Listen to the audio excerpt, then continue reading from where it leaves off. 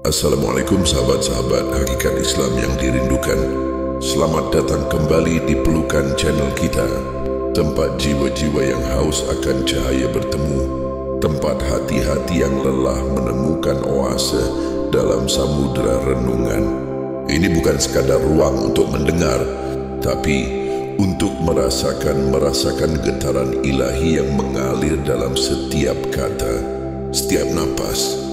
Di sini kita menyelami hakikat, menyingkap tabir, dan membiarkan kesadaran total membawa kita lebih dekat pada Sang Pencipta. Hari ini telah aku mengajakmu untuk duduk bersamaku, membuka telinga hati, dan menyelami samudera makna di balik Yasin. Siapkah kau sahabat? Mari kita berjalan bersama dalam perjalanan suci ini.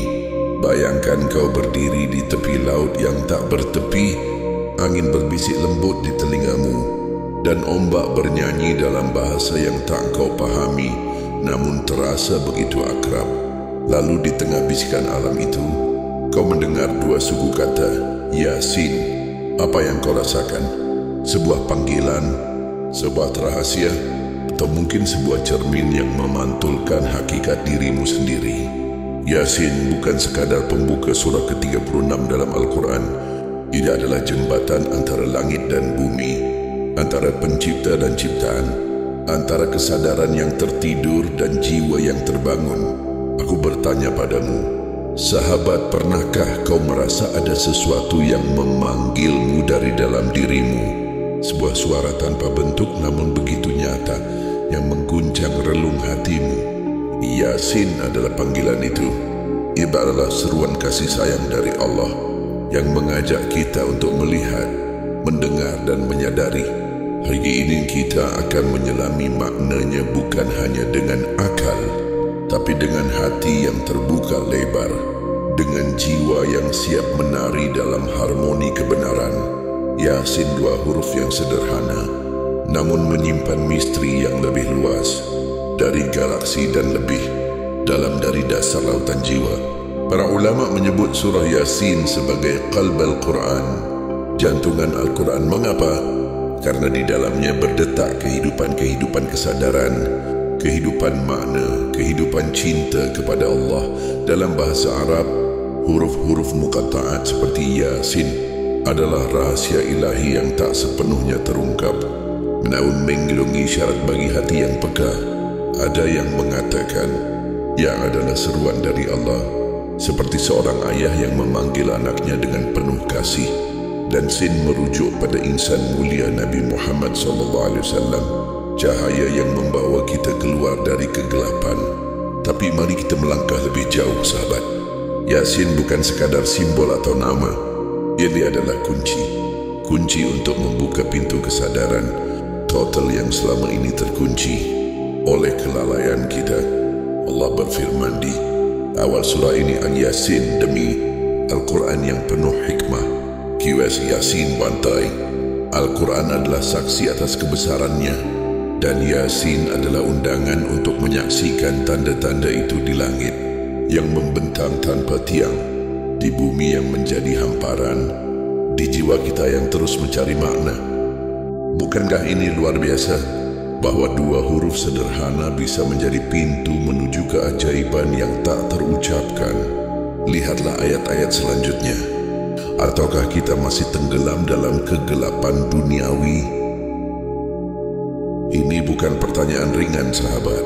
Ini adalah panggilan untuk bangun-bangun dari tidur panjang kelalaian kita. Suatu malam, seorang tabi'in bernama Hasan Al-Basri duduk bersama murid-muridnya. Salah seorang bertanya, mengapa surah Yasin begitu istimewa? Dengan mata yang berkaca-kaca ia menjawab, karena ia adalah suara Allah yang berbicara langsung kepada hati. Lalu ia bercerita tentang seorang pedagang miskin di Basrah. Pedagang itu hidup dalam kesederhanaan, namun setiap malam ia membaca surah Yasin dengan penuh khusyuk. Suatu hari ia jatuh sakit parah. Di ranjang kehatiannya ibadah, aku mendengar malaikat berkata kepadaku, jangan takut wahai pembaca Yasin, karena rahmat Allah telah menantimu dan ia meninggal dengan senyum di wajahnya. Sahabat, bukankah ini membuktikan bahwa Yasin adalah sahabat jiwa di dunia dan akhirat? Kisah kedua datang dari seorang sufi di masa lalu. Ia bernama Rabi'ah Al-Adawiyah. Dalam kesunyian malam, ia sering menangis sambil membaca, apakah manusia mengira bahwa mereka akan dibiarkan begitu saja? Yasin 8. Ia berkata pada dirinya sendiri, wahai Rabi'ah, hidup ini bukan untuk bermain-main. Yasin mengingatkanku bahwa setiap langkahku diawasi, setiap napasku dihitung. Dari kisah ini, kita belajar bahwa Yasin bukan hanya tentang kematian, tapi tentang kehidupan yang penuh makna dan kesadaran. Sekarang, mari kita bawa Yasin ke dalam kehidupan kita sehari-hari. Pertama, ambillah waktu di malam hari saat dunia terlelap dan hatimu lebih tenang. Duduklah di sudut ruanganmu, nyalakan lampu kecil, dan buka Al-Quran di surah Yasin. Bacalah dengan suara pelan, rasakan setiap kata menyentuh hatimu. Ketika kau sampai pada ayat, tidakkah mereka memperhatikan burung-burung yang terbang di angkasa? Wahai Yasin 11, berhentilah, keluarlah sejenak, pandang langit malam dan lihat bintang-bintang.